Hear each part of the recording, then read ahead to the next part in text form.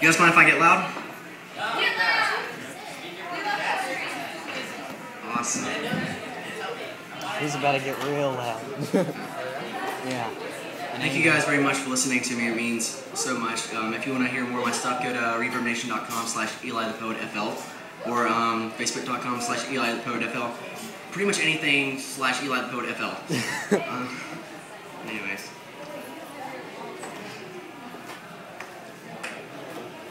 Well, I was a ship that sailed the rapid seas in the ocean.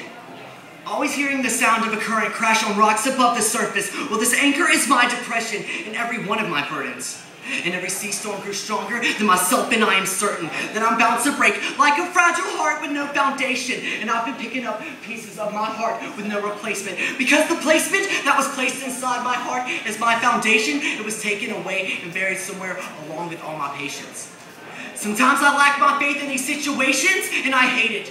Because if my faith is so small, then what's the point in me praying for everything to be okay? When I lie awake until the morning light hits the sky because I can't find sleep at night, it's no wonder why my body and my mind is always aching. Just like my heart, and maybe it's this empty space that has me thinking way too much about how everything fell apart. Who we were in the beginning is now not who we are. We are scarred, former lovers that swore this love would never end, and now it seems like we're not what you would even call friends. And to be honest, I hate it. I absolutely hate it. And I've been searching for ways to mend my brokenness, trying to pin every emotion that I can possibly word into a poem. Darling, this is my way of coping, and I'm hoping that one day you will understand my pain, and that I never, ever meant to push you away. And they say you never know what you have until the moment that you lost it. I never really believed that until that day she walked right out the front door. She slammed it shut and never looked back, and I was left speechless in that moment.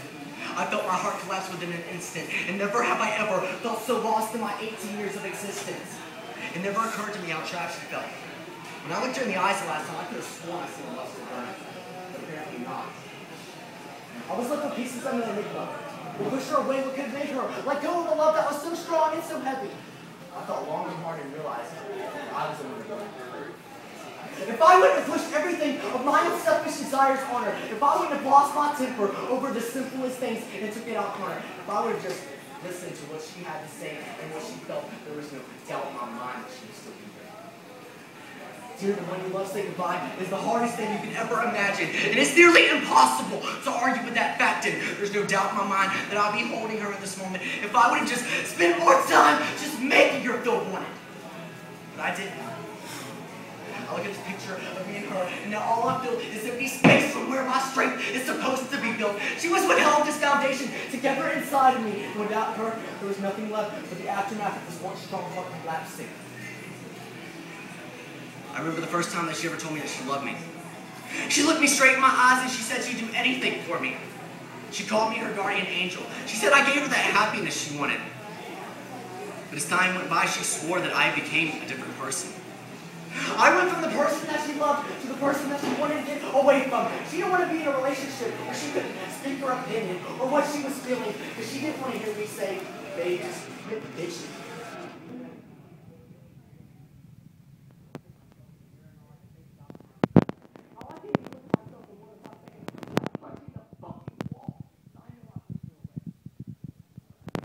I scream at the top of my lungs and I pray for God to please take my anger and my steam. I pray for one more chance that she will come back to me.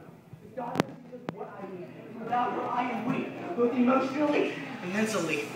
But she's made it pretty clear that she won't come back to me. And I was a blank canvas.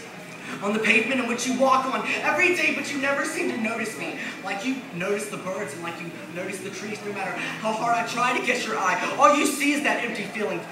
What you don't see is the fact that I could be a beautiful painting. But you never give me that chance. You just leave me laying here. And I'm waiting oh so patiently and so anxiously in the spot that God gave to me to sleep until you awaken me from this dream. Because I've been dreaming for far too long. And I'm ready for my dreams to become a reality. I dream of someone like you painting me with the colors that showed the happiness I used to feel. Because best believe, I wasn't always an empty picture. No, beyond this blank surface is an untold story of such poetry shaded within each detail of such a beautiful portrait.